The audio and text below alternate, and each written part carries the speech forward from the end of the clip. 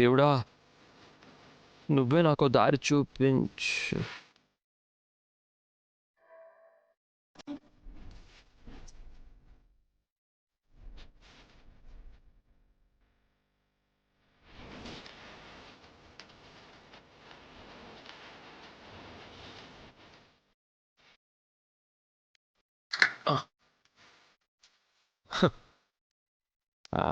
నా టాలెంట్ తెలియక తాళం వేసింది పాప.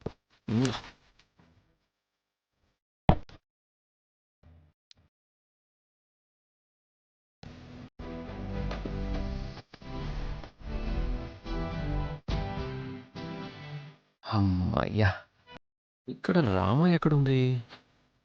ఎక్కడుందబ్బా? ఇక్కడుందాబా? వస్తున్నా వస్తున్నా వచ్చేస్తున్నా.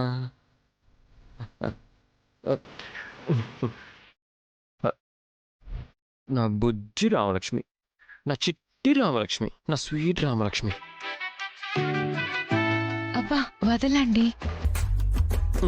వదలడానికా నేను ఇక్కడికి వచ్చింది? No no no no no no. ఈరోజు నేనేం చేసినా నువ్వు అస్సలు కదలకూడదు, మెదలకూడదు. అది కాదు, నువ్వు అసలు మాట్లాడకూడదు కూడా. నీకు మాట్లాడే ఛాన్స్ ఇస్తే మనం కలిసే బంగారం లాంటి ఛాన్స్ మిస్ చేసావు. అందుకే ఇప్పుడు ఛాన్స్ నేను తీసుకున్నాను. నువ్వెంత ఛాన్స్ తీసుకుంటావో నేను చూస్తానుగా. అయినా ఎప్పుడో గేమ్ పెట్టుకొని ఇప్పటి నుంచి మనం దూరంగా ఉండాలంటే ఎలా? వయసులో ఉన్నోళ్ళం, మన వల్ల అయ్యే పనేనా ఇది? ఇదిగో ఈ గోవా ఆంటీ ఒకటి మన ప్రాణానికి. కంటి ఆపరేషన్ చేసుకున్న దానిలాగా ఆ నల్ల కళ్ళ జోడు పెట్టుకుని చిచి చిచి. ఆవిడ పిలిస్తే అలా వెనకే వెళ్ళిపోతావా? నీకు మూగుడు వాడు గోడు అవసరం లేదా? ఫోన్ ఉంది కాబట్టి సరిపోయింది, లేకపోతే నా పరిస్థితి ఏమవ్వాలి? ఇదిగో నువ్వేమైనా అనుకో, నువ్వు వేసిన ఓటు తీసి గట్టు మీద పెట్టేస్తున్నాను. గుట్టు చప్పుడు కాకుండా ఈ రాత్రిని శుభరాత్రిగా మార్చేద్దాం.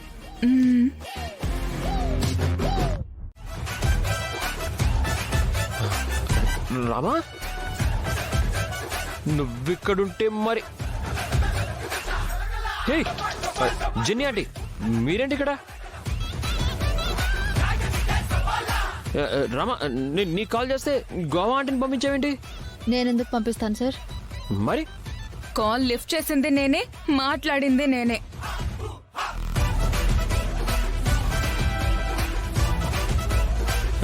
మీరా? అయినా నేను రామలక్ష్మికి కాల్ చేస్తే మీరు రావడం ఏంటి?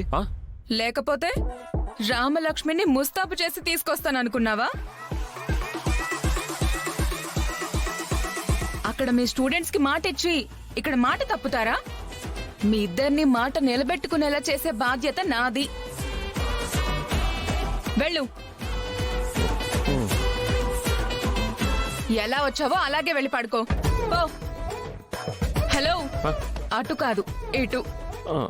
కొంచెం జరుగుతారా?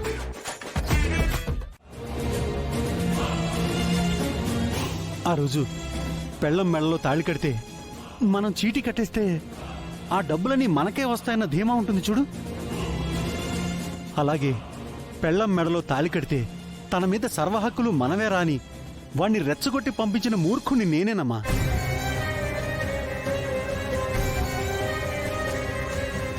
అవును బామ్మరిది, నువ్వు నన్ను కావాలంటే తిట్టమ్మా. వాడు నా మాటలకి ప్రభావితమై నీ దగ్గరికి వచ్చాడు. వాడు ఏం చేశాడో నేనైతే చూడలేదు, కానీ వాడి మొహం చూస్తుంటే వాడు తప్పు చేసింది తెలుస్తుందమ్మా. అలాగే వాడు పశ్చాత్తాపం పడుతుంది కూడా తెలుస్తుంది. అది గమనించు తల్లి. మామయ్య, మీ కొడుకు రెచ్చగొడితే రెచ్చిపోవడానికి తనేమి అమాయకుడు కాదు. తనని సమర్థించుకోండి. అది కాదమ్మా, నీ మాటల్లో అర్థం ఉంది. శ్రీనుని మేం వెనకేసుకురావట్లేదు. రేపు నువ్వు వాడికి విడాకులిస్తే నువ్వు ఒంటరిగా ఉండాల్సి వస్తుంది. నీ జీవితం ఏమైపోతుందో అని ఆలోచించాల్సి వస్తుంది.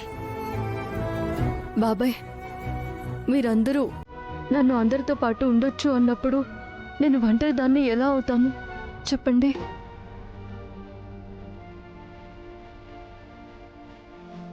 నేను మీ అందరితో కలిసిపోయినప్పుడు నాకు ఇంకొక తోడెందుకు చెప్పండి.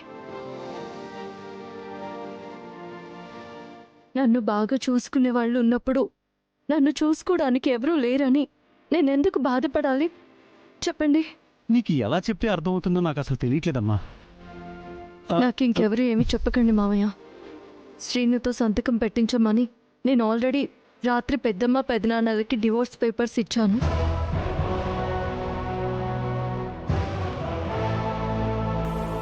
ఇంకా సేపట్లో ఆ పేపర్స్ మీద శ్రీను సంతకం పెట్టబోతున్నాడు కూడా.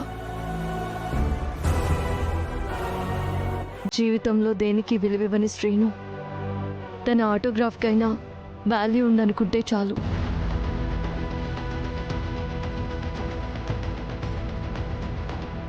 ఆ,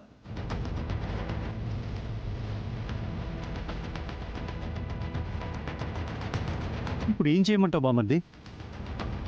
ఇప్పుడు సీను గనక పేపర్స్ మీద సంతకం పెడితే కలిసి ఉండమని మనం ఎవరిని బతిమాలాల్సిన అవసరం లేదు, వాళ్ళే విడిపోతారు.